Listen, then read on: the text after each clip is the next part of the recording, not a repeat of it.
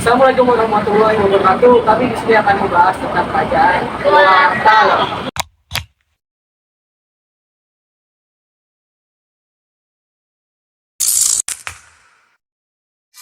Oke, di sini kita mau ngebahas tentang kerajaan Gua Talo nih. Sebelumnya kalian udah pada tahu tentang kerajaan Gua Talo belum? Belum. Terlalu paham. Nggak terlalu paham, tapi udah tahu sedikit tentang kerajaan Gua Talo. Ya, Udah. Yang kalian tahu tuh apa? Fakta menariknya sih Oke. tentang runtuhan karena menarik juga. gue tahu ini peninggalannya. Nah, sedikit cerita tentang awal berdirinya kerajaan Gua Talo. Kerajaan Talo berawal dari pertengahan abad ke-15, yaitu setelah wafatnya Raja Goa ke-6, Tonatang Kalopi. Penerusnya, sebagai Raja Goa ke-7 adalah anak tertuanya nih. Namanya Batara Goa Tuminanga Riparalakena. Sementara adiknya Karaeng Lorisero memerintah sebagian wilayah sebagai Raja Talo pertama. Gitu guys, sejarah awalnya. Oh, banyak juga nonton. Mungkin karena mereka punya banyak istri nggak sih? Aduh. Iya sih, wajar sih raja. Iya sih, udah wajar sih ya di abad-abad gitu. Untuk memperkuat kerajaan mereka nggak sih kalau istri tuh? Tapi biasanya politik juga sih. Supaya banyak anak, supaya banyak warisan. Ya, Fakta menariknya dong. aku ada nih satu tentang fakta menarik dari kerajaan Gua Talo, yaitu jejak kerajaan Goa. Kerajaan didirikan pada 1320 oleh Kasuyang. Sebutan 9 kerajaan kecil yang sebelumnya menguasai daerah tersebut. Sejak kerajaan berdiri, banyak pencapaian yang didapatkan kerajaan Goa, antara lain perluasan kerajaan yang hampir meliputi seluruh Sulawesi Selatan dan perjuangan Sultan Hasanuddin mempertahankan perdagangan di laut lepas dari VOC. Ngomongin tentang VOC, kalian tahu gak sih keruntuhan kerajaan mereka? Apa tuh? Nggak tahu. Nah, waktu itu kan di bawah pimpinan Sultan Hasanuddin, VOC itu terus serang mereka kan. Nah, tapi sayangnya kerajaan Goa Talo ini gak bisa ngelawan sama sekali. Jadi waktu tahun 1667 di perjanjian Bongaya mereka dinyatakan kalah dan tidak bisa melanjutkan kerajaannya lagi. Kecuali jadi provinsi sih kayaknya. Tadi lu ngomong Sultan Hasanuddin. Itu tuh julukan si ayam jantan dari TV. Ayam yang tadi kita makan itu kemarin nggak sih? Oh ya guys, jadi kemarin tuh kita sempet ngumpul. Jadi kemarin tuh kita sempet ngumpul, terus kepikiran buat makan ayam. Nah, terus kan kita kayak ayam jantan enak kali ya, tapi ternyata nggak enak, soalnya keras. Dari situ kita kepikiran, ayam jantan kayak pernah denger gitu, ayam jantan tuh ternyata Sultan Hasanuddin. Makanya kita bahas ini guys. Kita makan Sultan Hasanuddin. Emang lu bisa bedain sih ayam jantan sama betina? Yang betina itu gendut.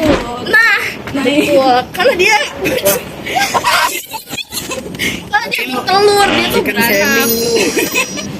Ya emang ngap. Shaming, Cok. Lu mau tahu nggak? Peninggalan kerajaan Gua Talo. Yang mau lah. Yang pertama tuh ada Bala Lompa, yang berarti rumah besar. Dan ini itu merupakan istana yang menjadi kediaman Raja Goa. Istana ini dibangun pada 1936.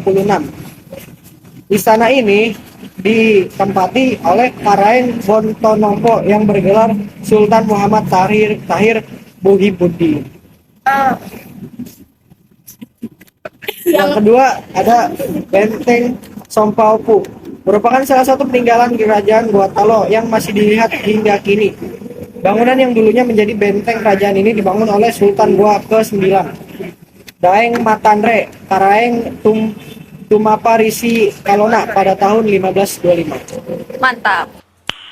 Nice. Kemudian yang ketiga adalah Benteng Rotterdam. Namanya kayak Belanda banget ya. Iya.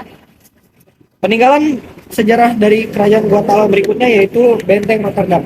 Dalam sejarah kerajaan Makassar, benteng ini awalnya diberi nama Benteng Jumpandang. Benteng Rotterdam dibangun oleh Raja Goa kelima yang bernama Imaringau Daeng Bonto Karaeng Lakiung pada tahun 1545.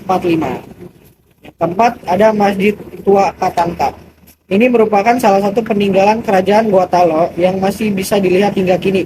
Masjid ini dibangun pada 1603 oleh masa pemerintahan Raja Goa yaitu Sultan Alauddin I. Dan yang terakhir ini ada kompleks kuburan Raja Talo dan Goa. Peninggalan ini merupakan salah satu situs cagar budaya dan telah ada sejak abad ke-17 hingga abad ke-19. Itu dia peninggalannya. Banyak juga ya. Terus deh. Kalau banyak itu kemungkinan di atap-atap itu apa ya? Masih banyak lah yang Karaeng aja tadi banyak. Istrinya aja banyak, anaknya juga masih banyak. Emang istrinya berapa? Banyak. Istrinya berapa? Kayak cerita. Cerita kayak Nih, aku search dulu ya. Ya.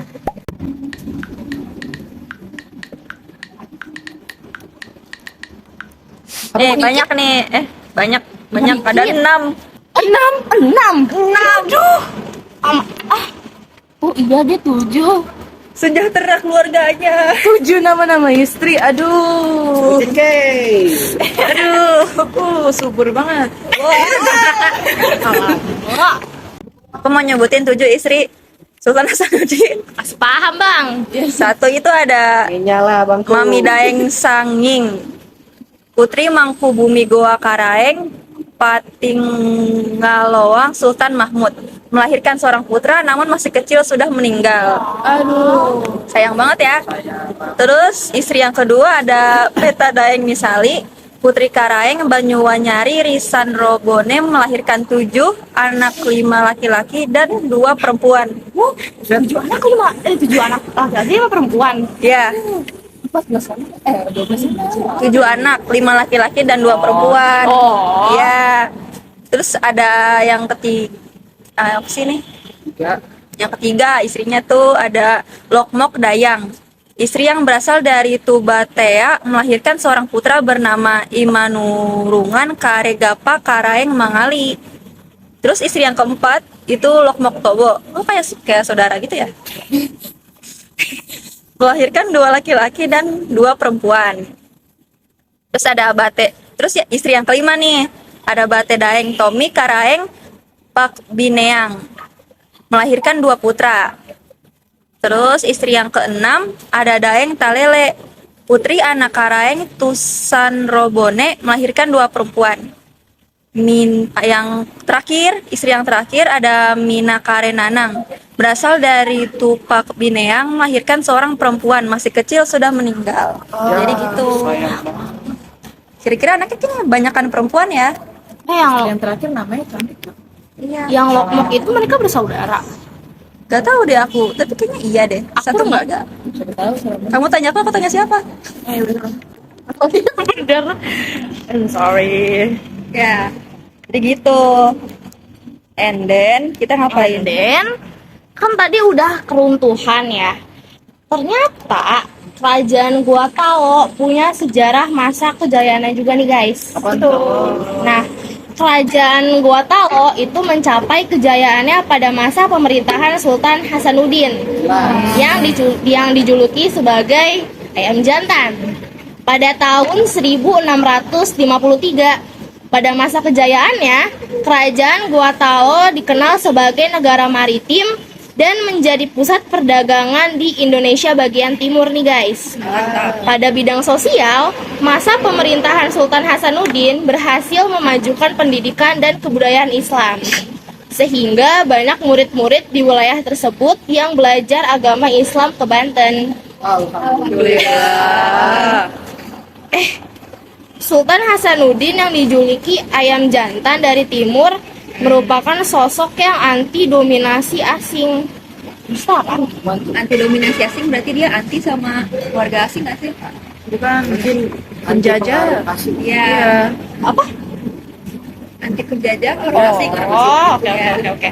Oh ini, dirinya sangat menentang kehadiran VOC yang saat itu telah berkuasa di Ambon. Oh ini masih nyambung sama yang tadi. Ribut.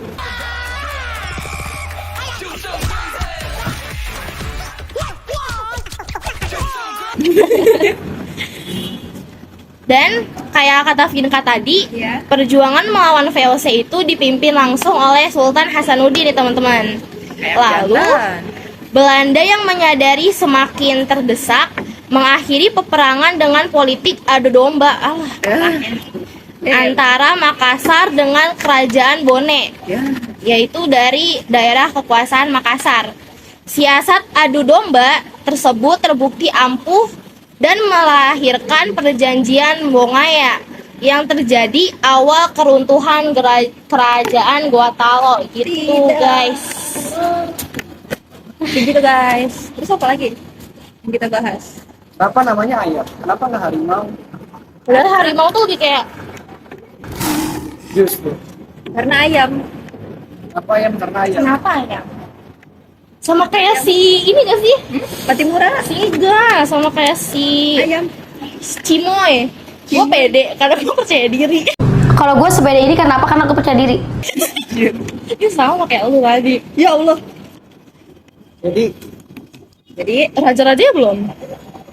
Raja-rajanya banyak pasti. ribet banget itu namanya. Ada banyak guys raja-raja tuh buset. Buat editor nanti tolong ya semuanya ditulis di sini. Kita ngomongnya sedikit aja. Oke. Siap ya.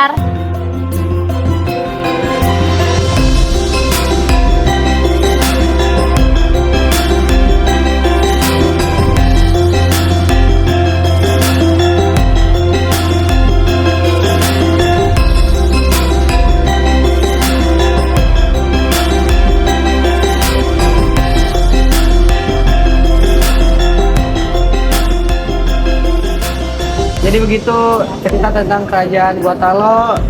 Sekian dan pamit undur diri. Dah.